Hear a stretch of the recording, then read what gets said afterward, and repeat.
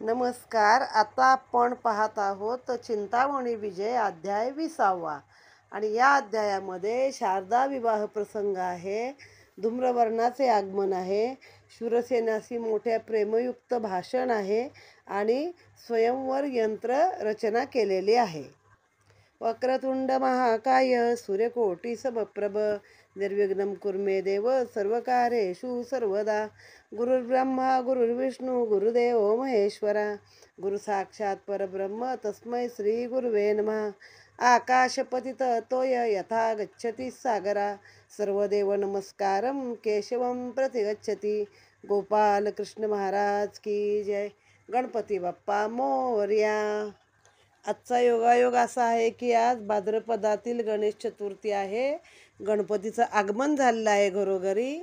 आमच्या घरी पण आगमन झालेलं आहे आणि ह्यामध्ये गणेश विवाहाचा हा अध्याय आपल्याला वाचायला ऐकायला भाग्य मिळालेलं आहे. श्री गणेशाय नमः. श्री गजाननाय नमः. मोरया हे अक्षर 3 याचे वाचेसी करता नित्य स्मरण. पाप सकळ जाय जळोन नाममंत्रे प्रतापे. नाम आणि नवविधा भक्ती एक जाणे उमापती. म्हणून पुत्र झाला से गणपती सद्भाव चित्ती जाणोनी. दलगे जपतप तीर्थाटन योग यागादी साधन. एक वार वदता गजानन वांछित सर्व प्राप्त होय. संतती संपत्ती सर्व असून सद्भावे करजो नामस्मरण.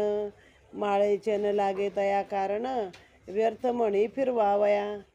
ऐसे जे गणेश भक्त तयाची घडता नित्य संगत.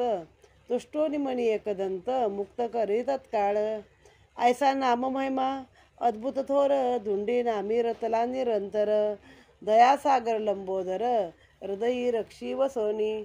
धुंडी श्रोतियासी विनवीत गणेश कथा ही अति अद्भुत. श्रवण करता धरून येत एकदंत रक्षी तयासी. मागील अध्यायी सुरसकथा शुकशारदेस नम्र वदता. हर्षली चित्ती जगन्माता सद्भावांतरी जाणोनी. जाणून तयाचे अंतर शारदेस दाटला प्रेमपूर.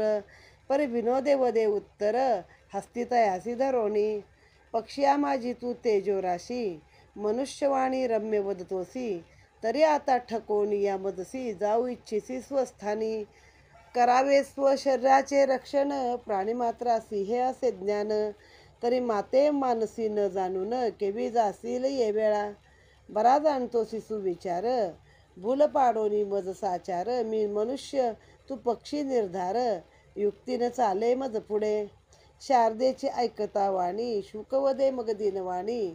आदिशक्ती माते तू असूनी काय मजला नेणसी. आदिपुरुषाची तू जाण माया हरिहर नमिती तुझ्या पाया. ऐसे माते असोनिया कीर माते मानिसी. आता वदलो हे जे मी सत्य काहा जाणसी मनोगत. पातलो येथे धरोनी हेत तो पूर्ण करी ये वेळा.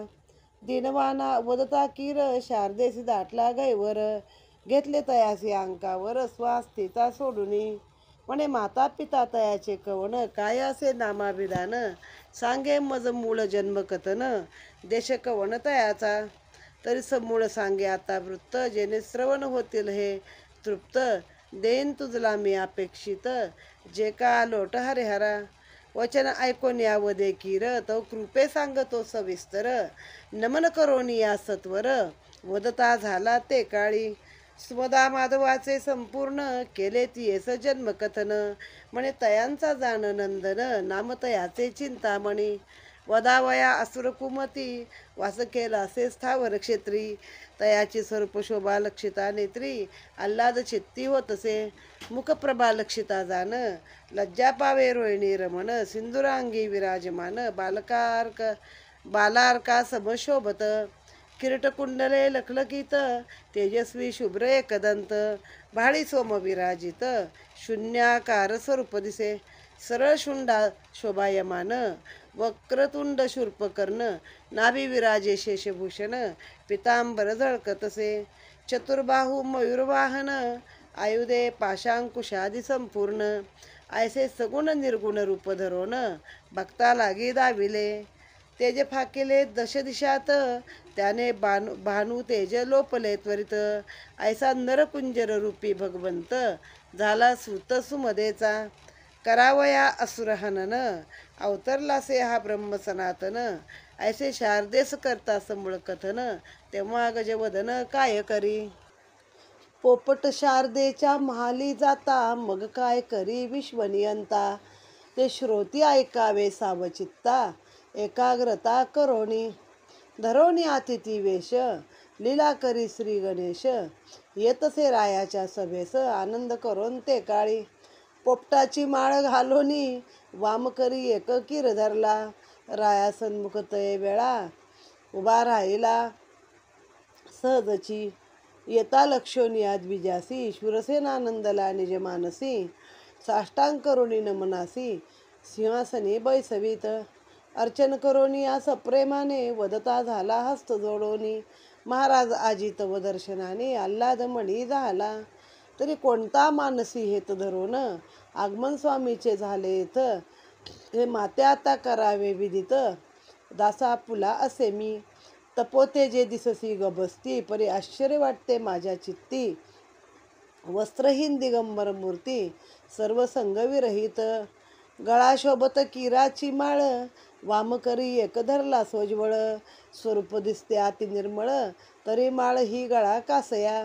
तेजस्वी दिसती सर्व किर, यांचा गळा शोभे दिव्यहार. ऐसे रायाचे ऐकता वचन उत्तर, वदे द्विज ते समयी. पोपट होता जो सभ्य करी, तो आलासे आता तो मंदिरी. आणून देतो सत्वरी, यास्तव पातलो या स्थानी. किर असे तो त्रिकाळ ज्ञानी, मजन गमे तया वाचुनी. इच्छा असे जी जी मनी, ती ती सर्व नयनी दावीत. घडले घडणे जे सर्व पाही, ते सर्व दाखवी बसल्या ठाई. तो अवचिता उडून लवलाही, तो महाली आलासे. तो प्रिय प्राण असे मज लागून, तयासी धरलेसे तव कन्येने. हे उचित नव्हे तुझ लागुनी, तरी आणून देई तो आता. योगियाच्या ऐकोनी सुशब्दास, राये सद्भावे नमोनी त्यास. घेऊन येतसे स्वसदनास, बहु आदर करोनी. राये मुनीस आणोन सदनी, बैसविता दिव्यासनी. हे शारदेने लक्षोन्नयनी, नमोनी वदे आनंदे. पोपट राया हा ज्ञानवंत, मनुष्यवाणी मधुर वदत. तेव्हा कथिता सर्व वृत्तांत, राव मानसी आनंदला. तो अत्यानंदे उडवणे किर, बैसला योगी याच्या सव्य करावर. तेव्हा शूरसेन जोडवणे कर, वदता झाला आनंदे. दास तुमचा मी किंकर, घ्यावा स्वामी आपला किर. परी संशय मनी वाटता थोर, पोपट वदला जे शारदेसी. गोष्ट केवी होईल सत्य, ही चित्ती लागली बहुमात. तरी केवी होईल हेत, हे माते आता सांगावे. वधोनी ऐसे प्रेम भरी, मस्तक ठेवले चरणावरी. तेव्हा द्विज आनंदोनी अंतरी, वदता झाला रायासी. किर असे बहुज्ञानी, नाम याचे चिंतामणी. म्या ठेविले आनंदानी, गुण जाणुनी तयाचा. चिंता लागली जी तुझ दारुण, तिचे करील हा सर्व निरसन. तेव्हा माया लागवी गजानन, करी नवल ते समयी. तेव्हा किरे पसरून या वदन, वदनी दाखवी त्रिभुवने. वैकुंठादी संपूर्ण, दृश्य जे का सर्वही. सहस्रपुरी दावी वदनी, पोपट राव आणि मुनी. शारदेस तये क्षणी, रचना दाखवी सर्वही. सुमदा माधव चिंतामणी, असंख्य दिसती नृपश्रेणी. योगी तापसी मुनी, स्वयंवरासी पातले. तेथे पण जिंकता चिंतामणी, शारदा माळ घाली घेऊनी. गळा घाल तसे पद नमोनी, ते लक्षिता शूरसेन आनंदला. शूरसेन झाला मणी विस्मित, तेव्हा मायावरी एकदंत. पावला तेथे पूर्ण स्थितीत, मोह पडला मानसी. तेव्हा शुकवदे नमोनी मुनीस, मी वचन दिदले शारदेस. ते करोनी अपूर्णतेस, हस्तमस्तकी ठेवणी. किराचे ऐकता वचन, मुनी पावला अंतर्धान. शूरसेन मनी आनंदून, शुका लागी प्रार्थित. जेने प्राप्त होय चिंतामणी, सांगे आता मज लागुनी. वदता ऐसे तय क्षणी, गैवरा अंतरी दाटला. रायाचा सद्भाव जाणोनी चित्ती, शुकवदे तया प्रती. स्वमनी तू न करी खंती, इच्छितार्थासी पावसी. मी जातो स्थावर क्षेत्रास, निश्चयान पाठवी सचिवास, साधून देईन तव कार्यास, चिंता मानसी न करी. राये ऐकोन ह्या सुशब्दासी, आनंदोनी आणि जमानसी. पाचारुनी वेगे सचिवासी, आज्ञापी स्थावर क्षेत्रासी जावया. माधव सुमदेसी भेटून, सांगे उभय तास माझे नमन. मम वचनासी देऊनी मान, पदरी घ्यावे मज लागी. शारदा नामे माझी दुहिता, ही आरपावी तुझी सुता. इच्छा उद्भवली माझ्या चित्ता, ही पूर्ण करी एकाळी.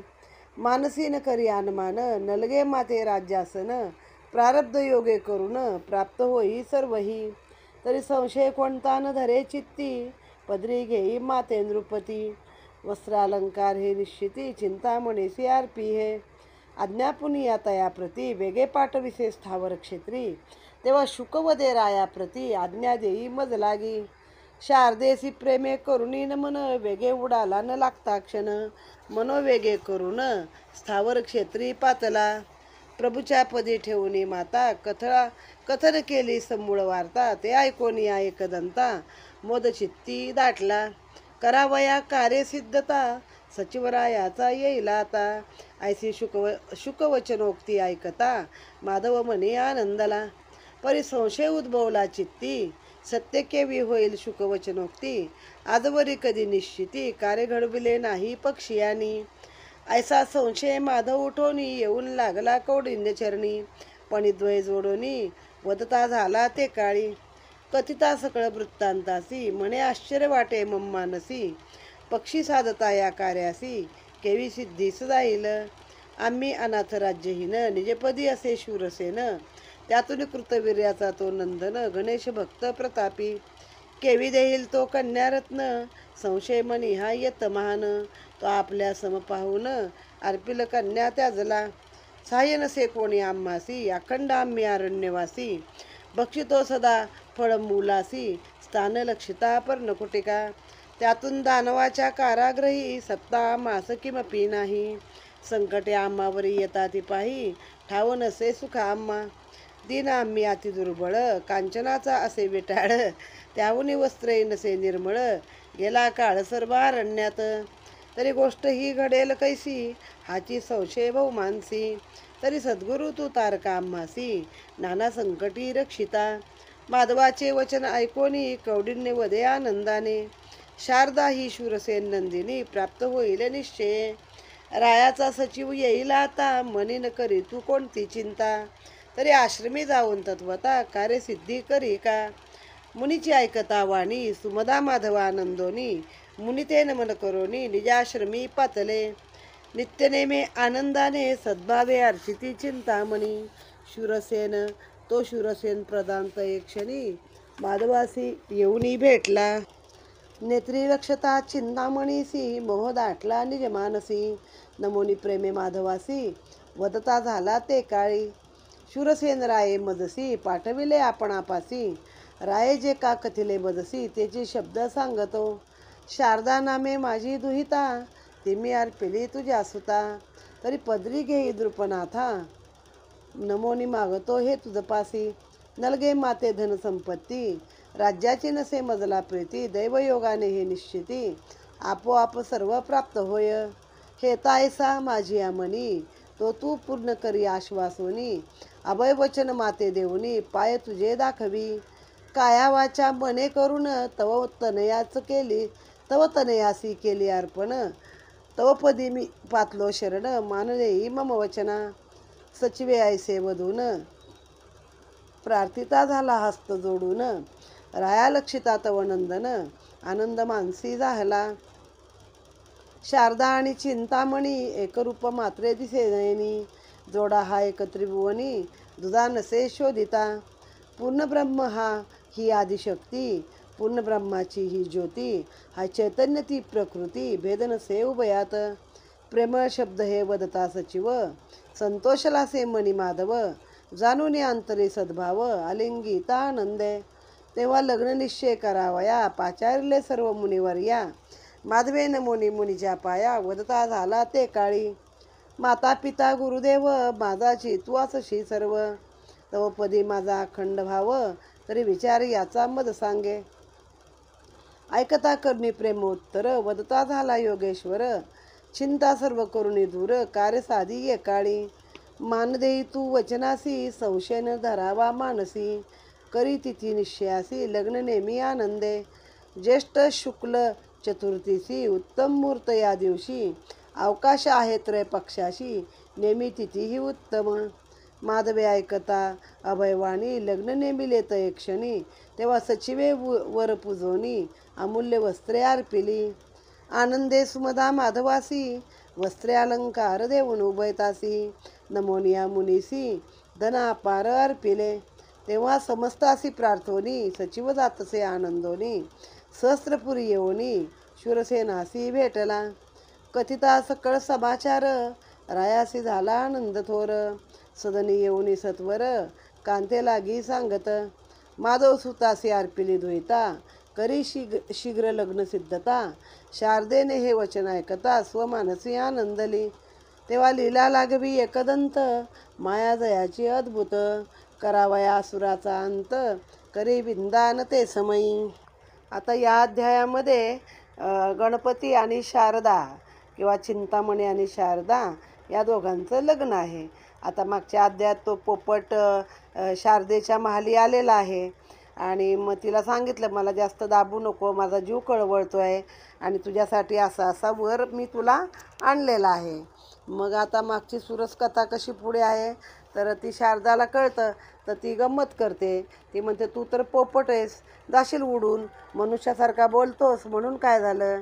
मग तो म्हणतो, माते तू मला जाणत नाहीस असं नाही आहे, तरी पण तू मला पोपट कशी काय समजतेस.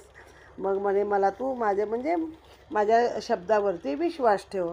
तू आदिपुरुषाची माया आहेस, हरिहर तुला नमतात, कारण सरस्वती आहे ना, तर मला कसं काय पोपट मानतेस. मी मनामध्ये काहीतरी हेतू धरूनच तुझ्यापर्यंत आलेलो आहे. मग म्हणे, मला त्याचे माता पिता कोण आहेत ते सांग. मग त्या पोपटाने सुमदा आणि माधव मुळात हेच विष्णू लक्ष्मीचे अंश आहेत.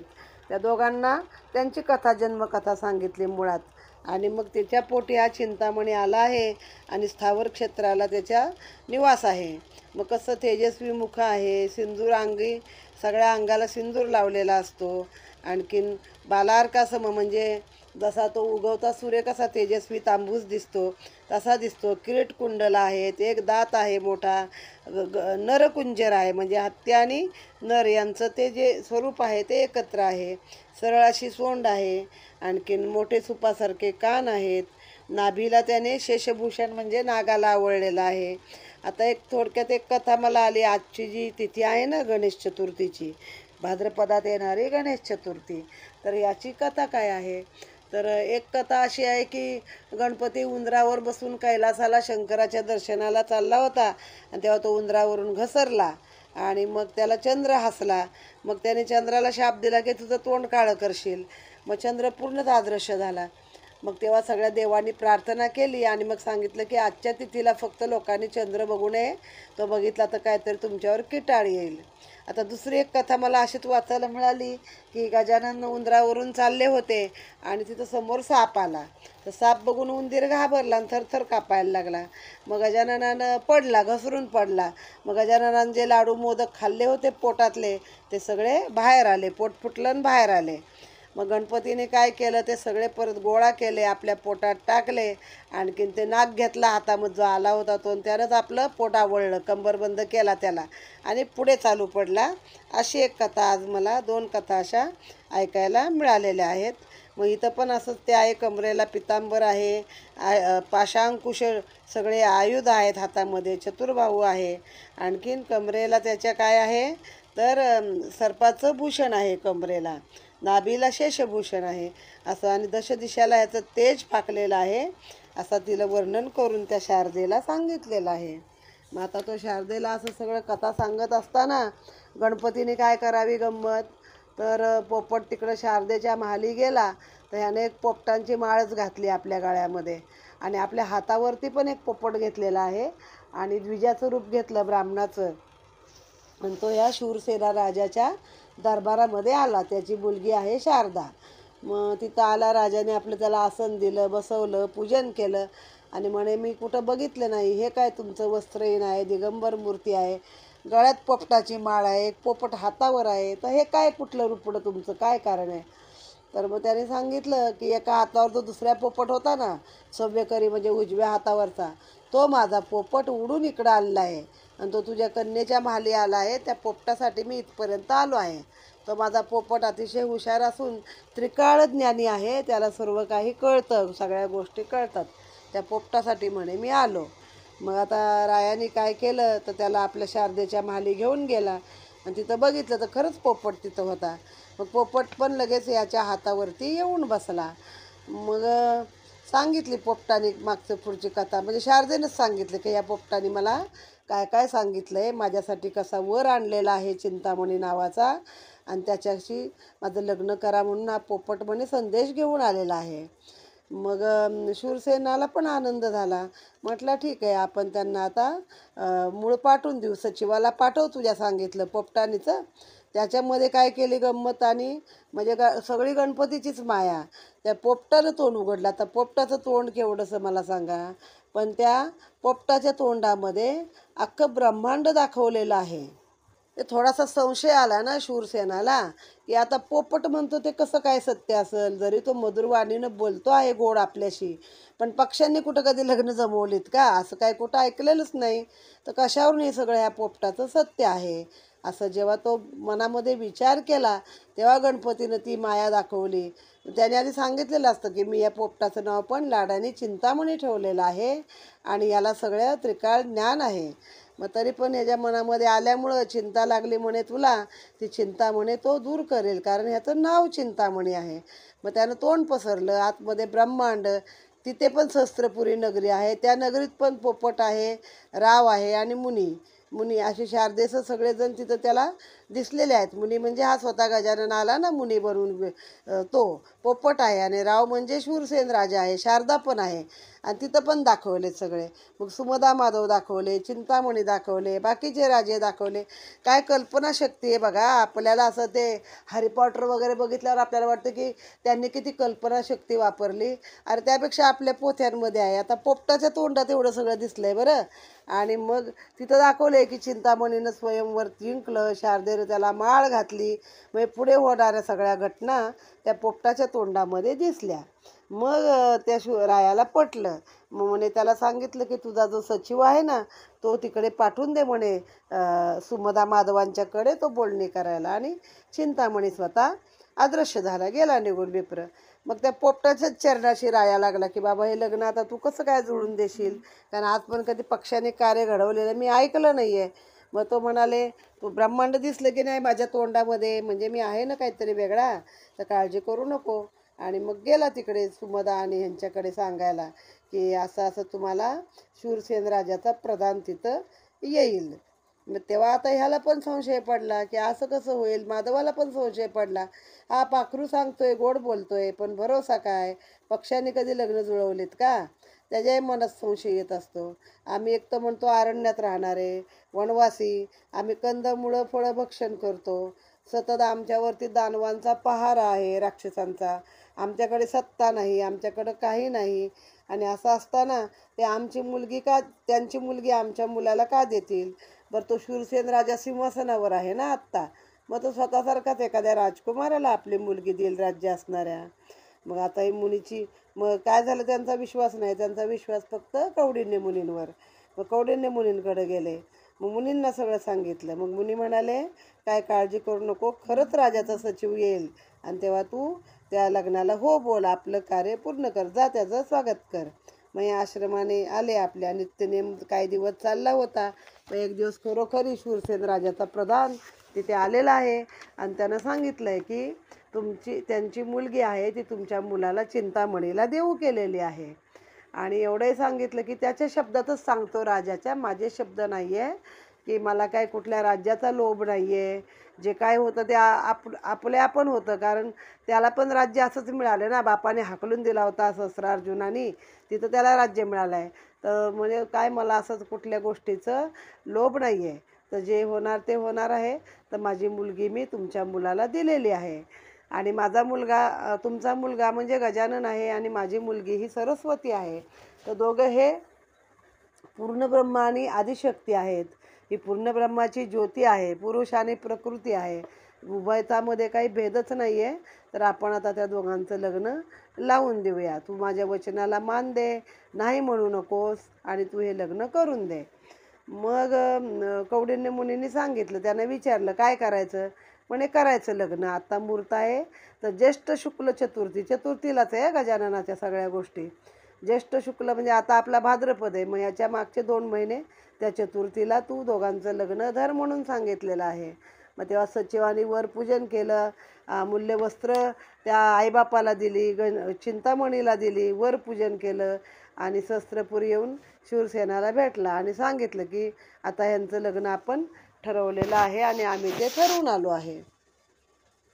कथिता सकळ समाचार, रायासी आनंद झाला थोर, सदनी येऊन सत्वर. मग बायकोला सांगितलं की असं असं आता लग्न ठरवलंय मी मुलीचं, आणि माधव सूत जो आहे ज्याचं नाव चिंतामणी आहे, त्याला आपली मुलगी आता द्यायचं ठरलेलं आहे.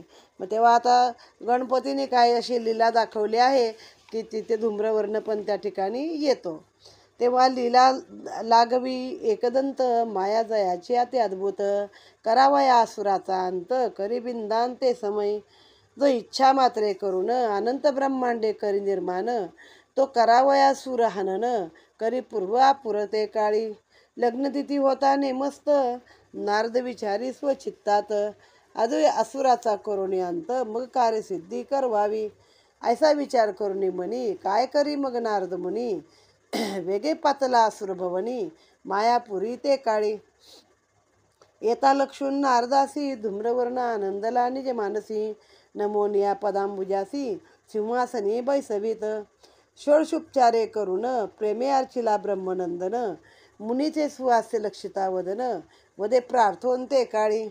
आजी उदेला से थोर सुदीन, झाले दैवे आपले दर्शन, परी बहु दिसता आजी आनंद घन, तरी अपूर्व काय लक्षिले. त्रिभुवनी मुनी तुमचे गमन, परोपकारी अखंड मन, सर्वाठाई आपणा समान, वांछिती दर्शन सर्वही. आजी आनंद घन बहु दिसता, कोणता हर्ष झाला चित्ता, हे मज सांगा स्वामी आता, नमितो पायासी सद्भावे. असुराची ऐकता प्रेमवाणी, नारद वदे तये क्षणी, आजी अपूर्व लक्षिता नयनी, तेने मन हे उल्हासले. आजवरी मी करता भ्रमण, ना स्त्री ना देखिली सुरक्षण, उपमाही द्यावया लागून, वस्तू नसे त्रैलोकी. ऐशी राया दिव्य सुंदरी, एका आहे सहस्रपुरी, नसे तिज समया भुवरी, चराचर ही शोधिता. शूरसेन रायाची दुहिता रत्न, शारदाच येचे नामाभिधान, स्वरूप तिचे अतिलावण्य, वर्णन होय माझेनी. स्वरूपे अत्यंत सुंदर ही राजदुहिता, तुझिया योग्यासे ती कांता, ऐसे मी जाणून स्वचित्ता, आलो सांगावया तुझ लागी. असे तुझ सर्व अनुकूळ, तिच्या संगे सुख निर्मळ, अखंड भोगी चिरकाळ, वरोनिया ती येसी. नारदाची ऐकता वाणी, असुरवदे आनंदोनी, आताची शीघ्र आणवणी, आपणास दावितो ये काळी. तरी आता स्वहस्ते करून, करा उभयताचे पाणिग्रहण, ऐसे करणी असुरवचन, नारद बिचारी मानसी. वदे मुनी मग धूम्रवर्णासी, अविचारे तिजला कैसा आणसी, डाग लागेल निज कीर्तीसी, मागून आणता सुरेशा. समरी जिंकून त्वा हरिहर, बंदित घातले सर्व सुरासुर, अंकित केले सर्व नृपवर, करभार अर्पिती नेमिला. कीर्ती ऐसी तवा असता, तरी अपकीर्ती का करसी आता, आता विचार करून चित्ता, कार्य साधी युक्तीने. स्वतंत्र नसे शूरसेन, तो मांडलिक असे तवा आधीन, तू तयासी मागता जाऊन, देईल तोही भयाने. वदतील तू ते सर्वजन, धूम्रवर्णे भिक्षा मागून, शारदे लागी आणून, स्वये लग्न लाविले. त्यातून शूरसेनेचे सेने जाण निश्चित, वर योजिला से सुमदासुत, करोनी निश्चितार्थ, लग्न नेमिले तयाने. तरी तयाचे वचन भंगिता, कार्यसिद्धी साधी शीघ्र आता, बलात्कारे तू तुये सांडता, बुडेल यश सर्व तुझे. किंवा शारदेसी आणता हिरोन, लागेल तुझला बहुदूषण, तव कन्येचा तो नंदन, लग्न मोडले म्हणोनी. पराक्रमी तो अति अद्भुत, ध्वज उभारेला त्रिभुवनात, याचा विचार करून स्वचित्तात, कार्य साधी युक्तीने. शूरसेनासी न देता थोरपण, भलता कदापि न करी यज्ञ. स्वय द्वयाचा राखोनी मान, विचारे कार्य साधी हे. नारदाची ऐसे ऐकता वाणी, धूम्रवर्ण वदेत क्षणी. तर यासी उपाय सांगे मुनी, जेणे कार्य सिद्ध होय. जे जे माते तुम्ही वदला, ते सर्व सत्य असे दयाळा. तरी सुविचार योजोनी भला, सांग माते ते काळी. असुराचे ऐकता नम्रवाणी, नारद वदेत क्षणी. जेणे प्राप्त होय शूरसेन नंदिनी, त्वची उपाय सांगतो. पण करोनी या दुर्धर, करवी शारदेचे स्वयंवर. तरी शूरसेनासी भेटून सत्वर, करवी पण त्या कडोनी. शारदेचे नेमोनिया स्वयंवर, माने आणवी विधी हरिहर. इंद्रादिक सकळ सूर, लिखिते धाडोनी अनेका. तैसेच आणवी क्षत्रियासी, माधव सुमदास पुत्रेसी. योगी तापसी संन्यासी, मुनी विप्रादी सर्व काही. पण लक्षता बहुदुर्धर, भयभीतवती सर्व सुरासुर. तुझ वाचवली निर्धार, पण भेदिता तो न यावा. तू यंत्र सांगशील उभयासी, ते उभविता नये शूरसेनासी. तू यंत्र सिद्ध करून दे तयासी, संकटीन घाली तयाला. पर्णी जिंकल्या वाचवणी, शारदेस कदापि न आणि. ख्याती करीत्रय भुवनी, स्वयंवरी यंत्र भेदोनी. स्वयंवर तया कडोनी, नेमिल्याने सारा दोष न लागे तुझ लागोनी. तरी स्वये शीघ्र जाओनी, पण करवी दुर्धर हा.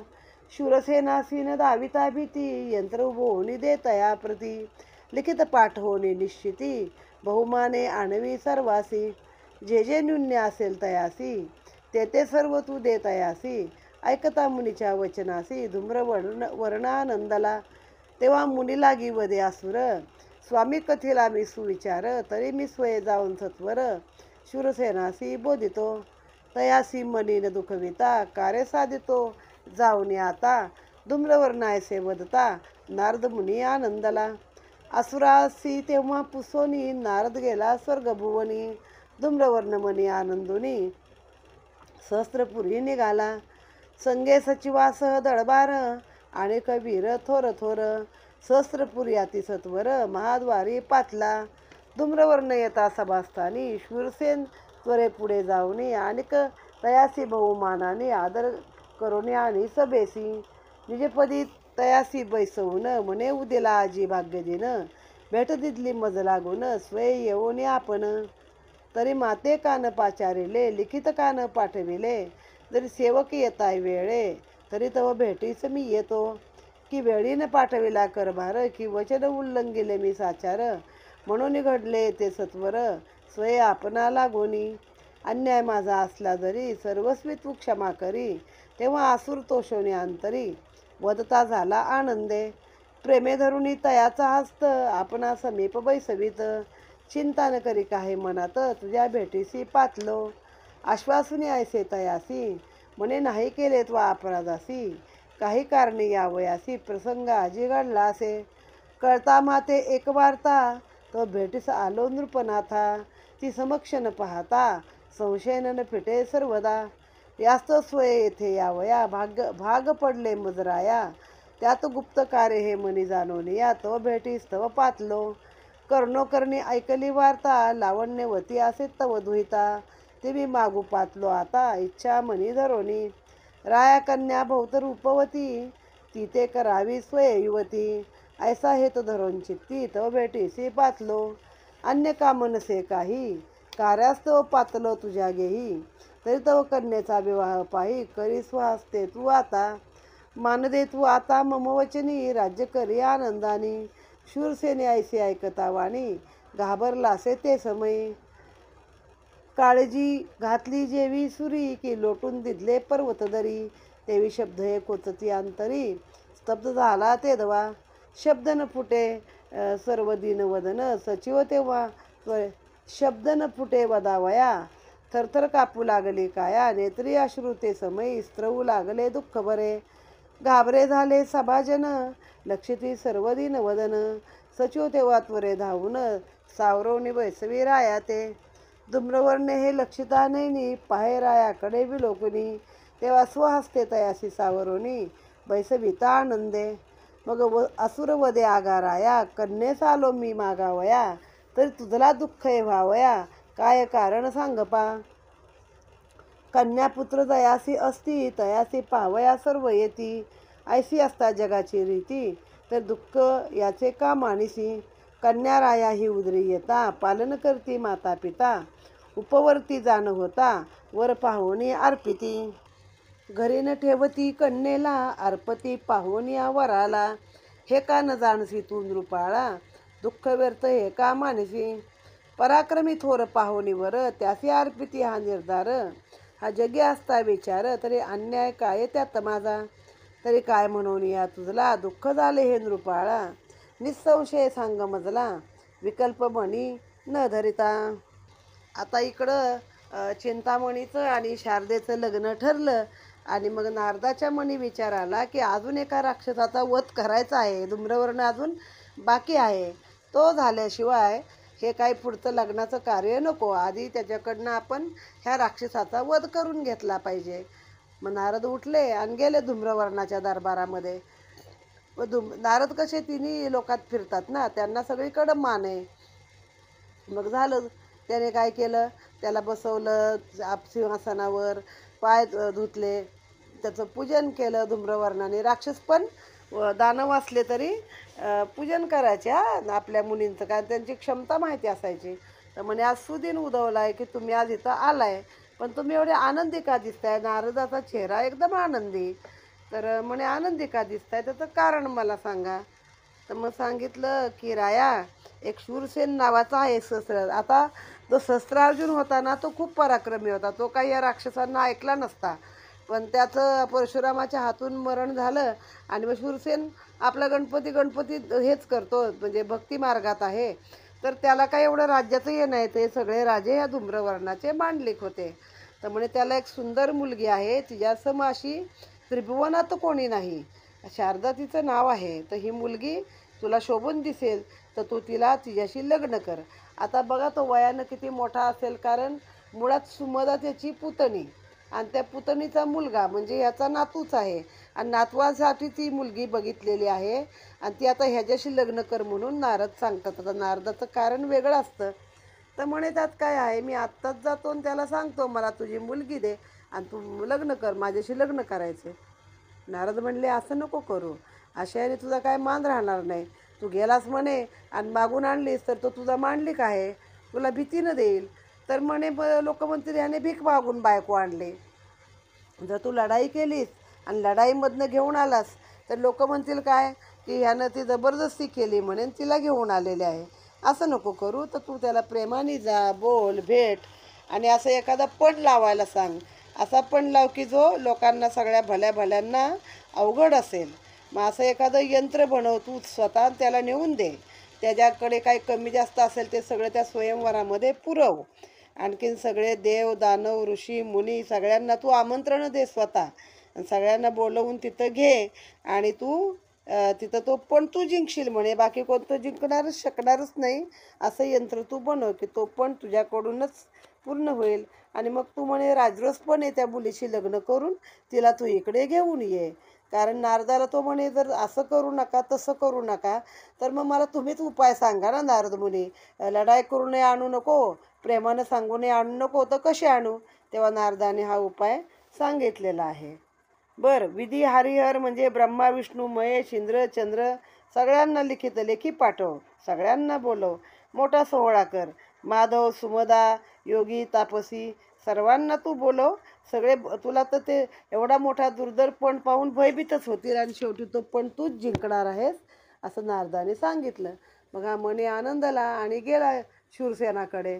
मग शूरसेनानं आता त्याचं मांडलिकच आहे, त्याचं आगत स्वागत केलं, स्वतःच्या सिंहासनावर बसवलं, पूजन केलं आणि सांगितलं बाबा काय स्वतः का आलात, मला बोलावलं असतं तरी आलो असतो, लेखी पत्र पाठवलं असतं तरी आलो असतो, सेवक बोलावला असतात एखादा पाठवला तरी मी आलो असतो. काही चुकलं का माझ्याकडनं, काही वचन उल्लंघन झालं का, तुमचा कर मी वेळेवर दिला नाही का, काय झालं आहे.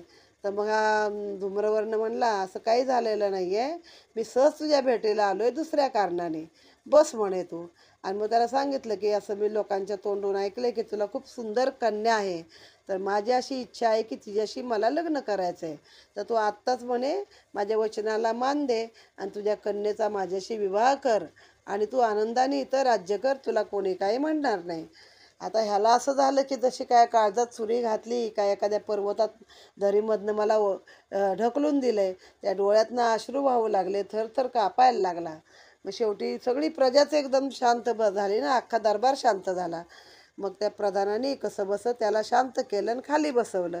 याने बघितलं आणि त्याला शांत करून खाली बसवलं आणि म्हणे मी असं काय वावगं बोललो. आता त्या काळामध्ये लोक करत होते बाबा लहान लहान मुलींशी लग्न किंवा हजार हजार बायका करत होते. तर मी काय वावगं बोललो म्हणे. पुत्र आणि कन्या ज्याच्या घरी उपवर आहे त्याच्याकडे लोक जातातच, मागणी करतातच. कन्येला काय कोण घरी ठेवतं का? तिला उपवर असा योग्य वर बघून तिचं लग्न करून दिलं जातं. पराक्रमी राजा पाहायला जातो.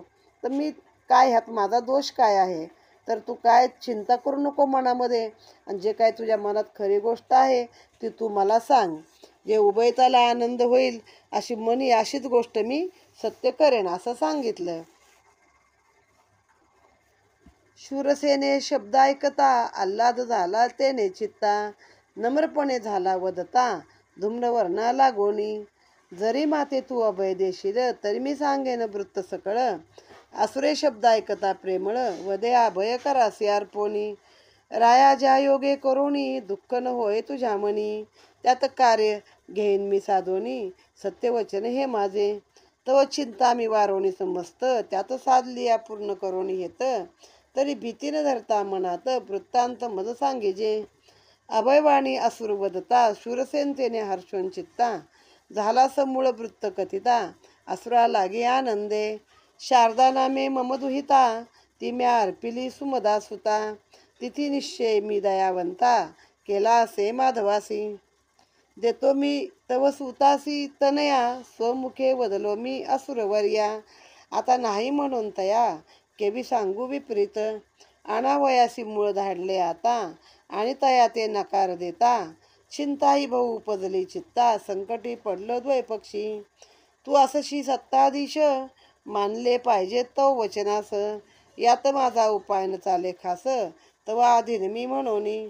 लग्न मोडता माझी होईल अपकीर्ती, निंदतील माते सर्व नृपती. डाग लागेल स्वकुळाप्रती अदम म्हणतील मोडिता. यात मोडावे जरी तुझे वचन, सामर्थ्य नसे हे मज लागून, तरी आता तुझी दयाळू होऊन उपाय सांगे मज लागी.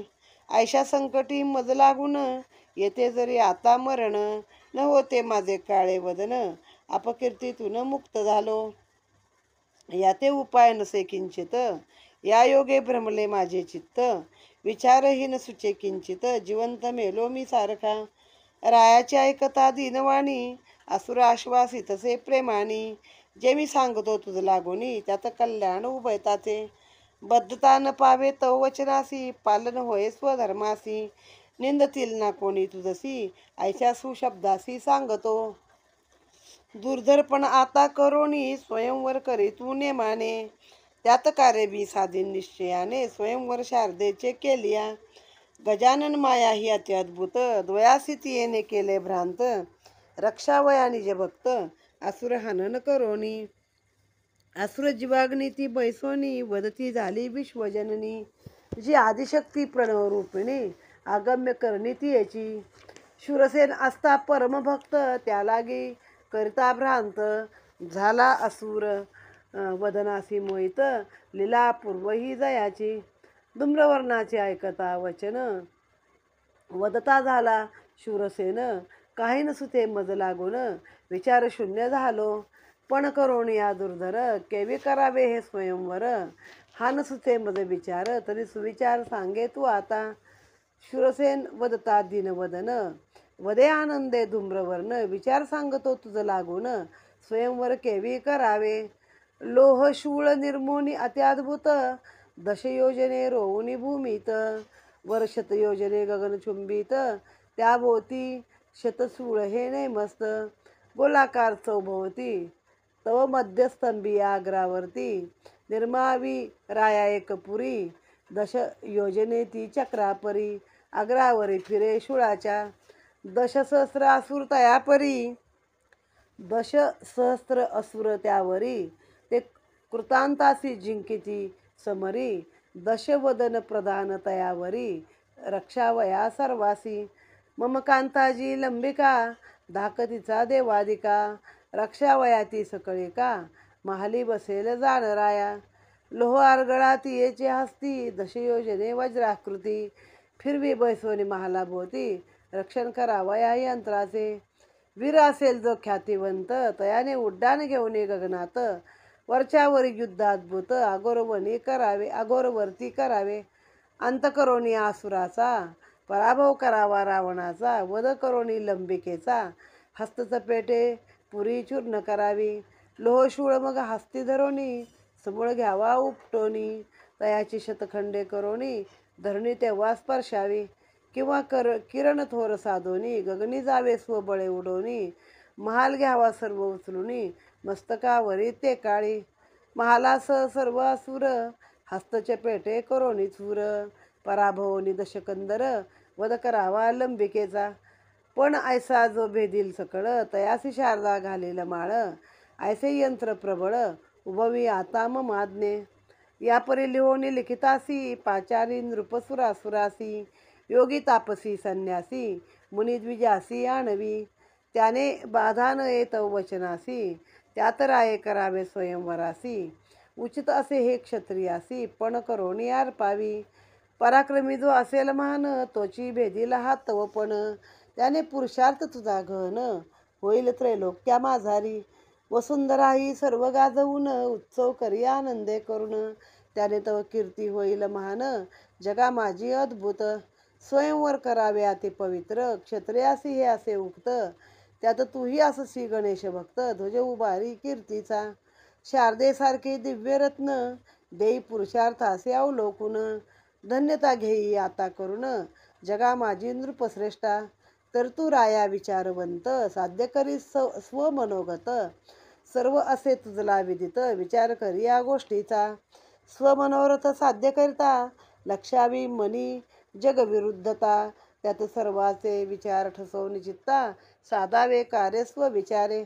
ज्याने लौकिक होय सर्वजनी, ते आचरण करावे स्वविचाराने. तरी आता तुझ मी जीवदलो वाणी, ध्यानी आणि स्वविचारे.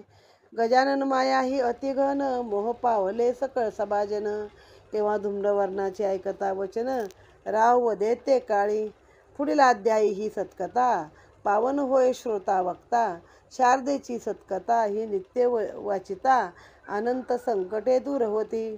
श्रवण करता प्रेमयुक्त, संतती संपत्ती होय प्राप्त, पूर्ण होती सकळ मनोरथ, श्रवण करता आनंदे.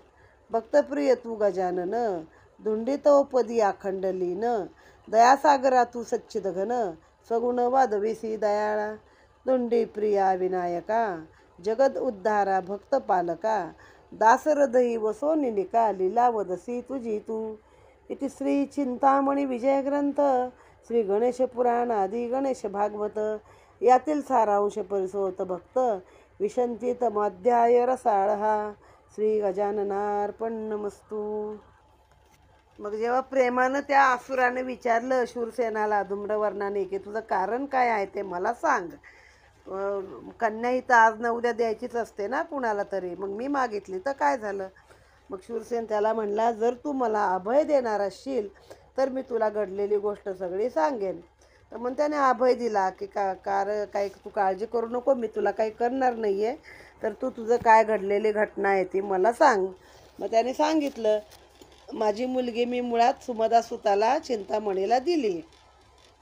बरं, मी स्वतःहूनच गेलो माझ्या प्रधानाला पाठवून की माझी मुलगी तिकडं द्यायची म्हणून. आता मी त्याला नकार कसा देऊ. मग म्हणे मला पण डाग लागेल ना, त्यापेक्षा मला आता मरण आलं तरी चालेल, पण माझं हे तोंड काही काळं व्हायला नको आणि मला काही हे अपकीर्ती माझी नको. मग आता ह्याने काय सांगितलं, बघ असं मी एखादं काय करेन की ज्यानं तुझं पण वचन मोडणार नाही आणि माझं कार्य तर साधेल, असं मी दोघांचं कल्याण होईल असं मी तुला सांगतो. मग त्याला सांगितलं की तुझी एवढी दिव्यरत्न अशी मुलगी आहे तर तिला तू पणाशिवाय कसा देतोस. एखादा अवघड पण तू असा कर की ज्याच्यामधून तू जो कोणतो पण जिंकल तोच तिचा पती होईल. आता त्याचं काय आहे शेवटी, असुराचं, म्हणजे ही गजाननानंच केलं. असुराच्या जिभेवर बसला की त्याचं स्वतःचं हनन करायचं आहे गजाननाला, म्हणून बसला. आणि हा मोह झाला आहे सगळ्यांना, का त्याचा शब्द तर ऐकला पाहिजे. शेवटी काय करणार, म्हणली काय, आदिशक्ती प्रणव सरस्वतीच त्याच्या असुराच्या त्या जिभेवर बसली आणि तिनं ह्याच्याकडनं ते पण सगळा करून घेतला. आता पण काय सांगितलं आहे त्याने बघा, की असं एक मोठा शूळ लोखंडाचा असा खांब उभारायचा मोठा, की ज्याच्यामध्ये जो खाली 10 फूट असेल, म्हणजे 10 फूट नाही 10 योजनं दिलं इथं. योजनं म्हणजे बरंच मोठं असतं, म्हणजे एक किलोमीटर वगैरे धर, 2 किलोमीटर धर, असा काहीतरी खाली असेल. आणि 100 योजनं वरती पाहिजे तो. त्या खांबावरती अजून बारीक बारीक शूळ निर्माण करायचे छोटे, आणि त्याच्यावरती एक नगरी स्थापन करायची. बरं, ती नगरी फिरती असली पाहिजे. तिथे 10,000 राक्षस किंवा 1,000 आणि 100 राक्षस त्या पुरीमध्ये आहेत. एक पूर निर्माण करायचं, म्हणजे एक नगरी निर्माण करायची. ती चक्रापरी फिरते आहे. तिथे 10,000 राक्षस असतील, की जे काळाला पण जिंकणारे असे आहेत. त्यांचा प्रधान कोण असेल तर रावण असेल, तो सगळ्यांचं रक्षण करेल. आणि मग माझी जी बायको आहे, जिचं नाव लंबिका आहे, ती आसुरीच आहे. ह्या लंबिकेला देवसुद्धा घाबरतात अशी ती आहे. ती त्या महालामध्ये बसेल.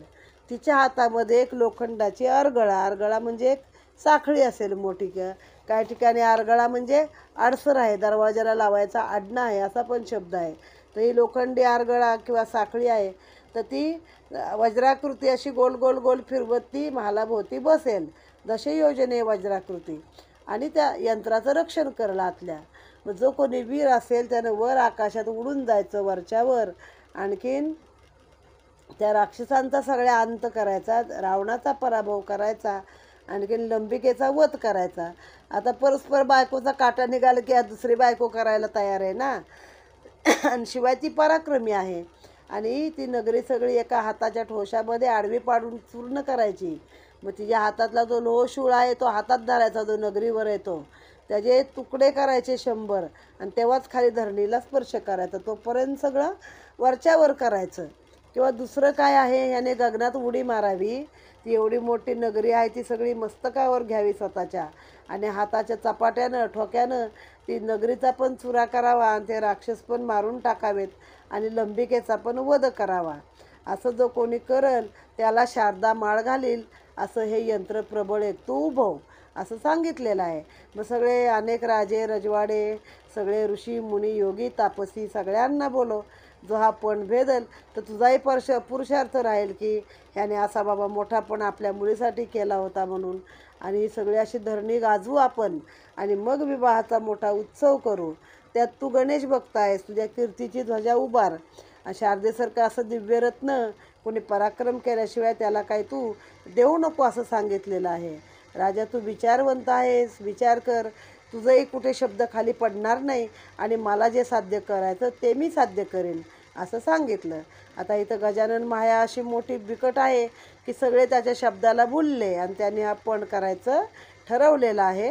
आणि ते यंत्र बहुतेक हाच बनवून देणार आहे. तर आता हे जी काही आपली कथा आहे पुरलेली, ती आपण रसाळ कथा पुढील अध्यायामध्ये पाहूया. इति श्री चिंतामणी विजय ग्रंथे विशंतीतम अध्याय समाप्तः. ओम गम गणपतये नमः.